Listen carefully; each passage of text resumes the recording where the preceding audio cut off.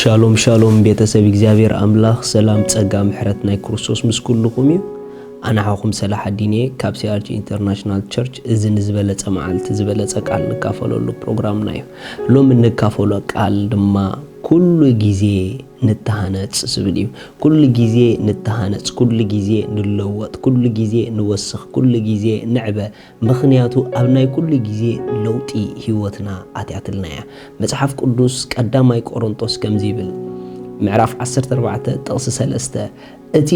ትንቢት ዝንበግና ንሰብ ዝሃንጽን ዝምዕድን ዘጸናንዕን እዩ ዝዛረብ ቋንቋታት ዝዛረብ ንርእሱ ይሃንጽ ትንቢት ዝንበግና ንማሕበር ይሃንጽ ሪኹም ቋንቋታት ዝዛረብ ንርእሱ ይሃንጽ እግዚአብሔር አምላኽ ኩሉ ጊዜ ካብ እምነት ናብ እምነት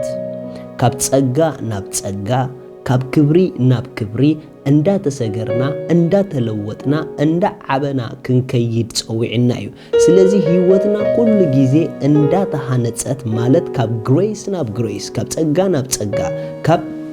እምነት ናብ እምነት ካብ ክብሪ ናብ ክብሪ እንዳተሃነጸት ክትከይድ እቲ ዝዓበ ኩሉ ጊዜ ንህይወትና ዝሃንጽ መሳርሒ በቋንቋታት ምጽላዩ እግዚአብሔር ኩሉ ጊዜ እንዳተለወጥና ናብ ምስሊ አርአዩ መታን ክንዓቢ ዝሃበና መለወጢ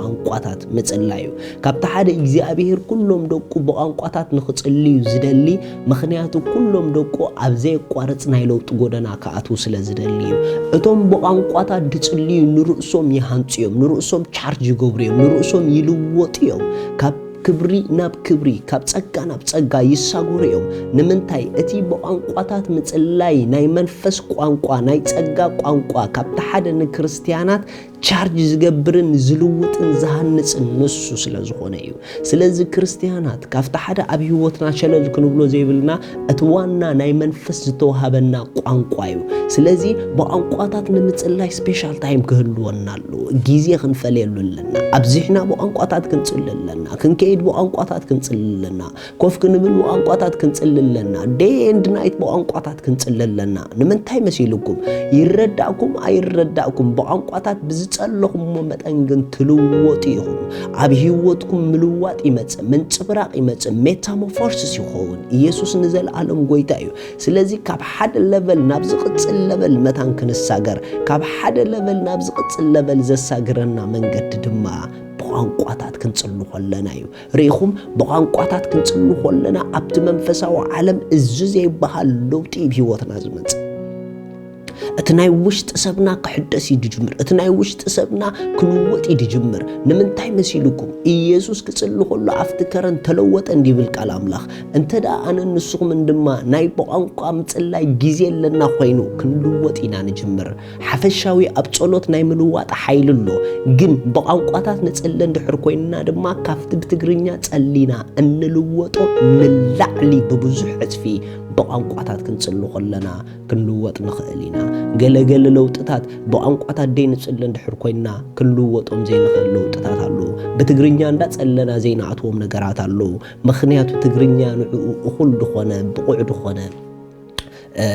ቋንቋ ስለ ደይከውን በቋንቋታት ክንጽሉ ኾለና ግን እቲ መንፈስ ትኽክለኛ ዝኾነ ቃላት እንዳሃበ ብመንፈስና ጌርና ንሕና ድማ ክንጽልዮ ኾለና ላይፍና ብዘደንቕ መንገዲ ብሓይሊ መንፈስ ቅዱስ ከተንጸባረቕን ክትልወጥን ክትቀየርን ትጅምር ስለዚ በቋንቋታት ደይ ትጽልዩ ኩልኩም ክርስቲያናት በቋንቋታት ክጽልዩ ኣለኩም ምኽንያቱ በቋንቋታት ምጽላይ ንሓደ ተዋሂቡ ንሓደ ድተኸለ ኣይኮነን ኩልኩም በቋንቋ ክትጽልዩ እደልለኹ እፈትለኹ ኢሉ ኩሉ ክርስቲያን በቋንቋ ክጽሊ ተጸዊዑ እዩ ምኽንያቱ ኩሉ ቦርን ኤጌን ዝኾነ ዳግም ዝተወለደ ናይቲ ዳግም ዝተወለደሉ ውሽጣዊ ሰብ ቋንቋኡ በቋንቋታት ምጽላዩ ስለዚ ነብስ ወከፍና ነዚ ናይ ክብሪ ጎደና ስለ ዝተጸዋዕና ነብስ ወከፍና ኣብ ጽባሕ ቻርጅ ክንከውን ክንምላእ ስለ ንድለ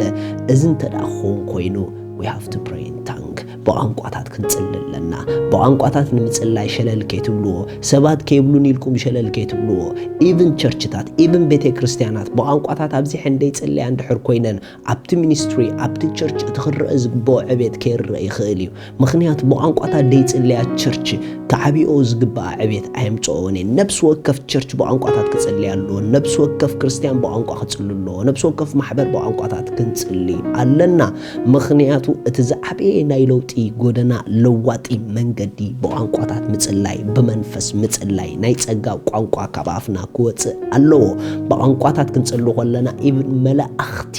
ነጠቅመና ብዙሕ ስራሕ ክዋፈሩ ይብሊ ጅምሩ ምኽንያቱ እቲ ቋንቋ ናይ መላእኽቲ ቋንቋ ኢሉ ጸዊዑ ስለዘሎ ንመላእኽቲ ከይተረፈ ኣብ ብዙሕ ስራሓት አክቲቭ ትገብሮም ስለዚ ኣሕዋተይ እቶም በቋንቋታት ትጽልዩ ሞር ግዜ ሂብኩም በቋንቋታት ኣብዝሕኩም ጸልዩ እቶም ደይ ትጽልዩ ድማ እመኑ በኢየሱስ ክርስቶስ በቋንቋ ካብ ሰዓት ክጽልዩ ይበሉ በመንፈሱ ድማ በቋንቋታት ክጽልዩ ይኹም ዶንት ኤክስፔክት ካለ ነገር ስለዚ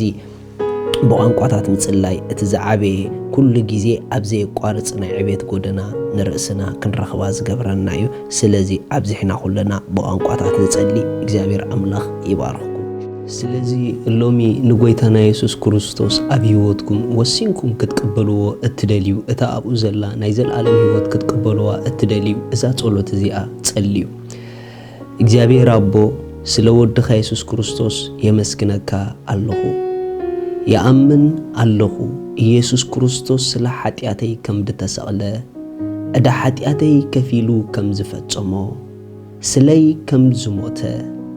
በሳልሰይቲ መዓልቲ አምላኽ ካብ ሞታት ከም ዘተንስኦ ኣብ የማን አምላኽ ከም ዝተቀመጠ يأمن الله ኢየሱስ ክርስቶስ ናይ ህይወተይ ጎይታ እዩ ኢየሱስ ክርስቶስ አምላኸይ መድኃኒይ እዩ ካብዛ ሰዓት ንክርስቶስ ብምቕባለይ ሓድሽ ፍጥረት ውሉድ አምላኽ ኮይነለኹ መንፈስ ቅዱስ ብሽም ኢየሱስ በእምነት ናብ ውሽጠይ ይቕበለካ ኣለኹ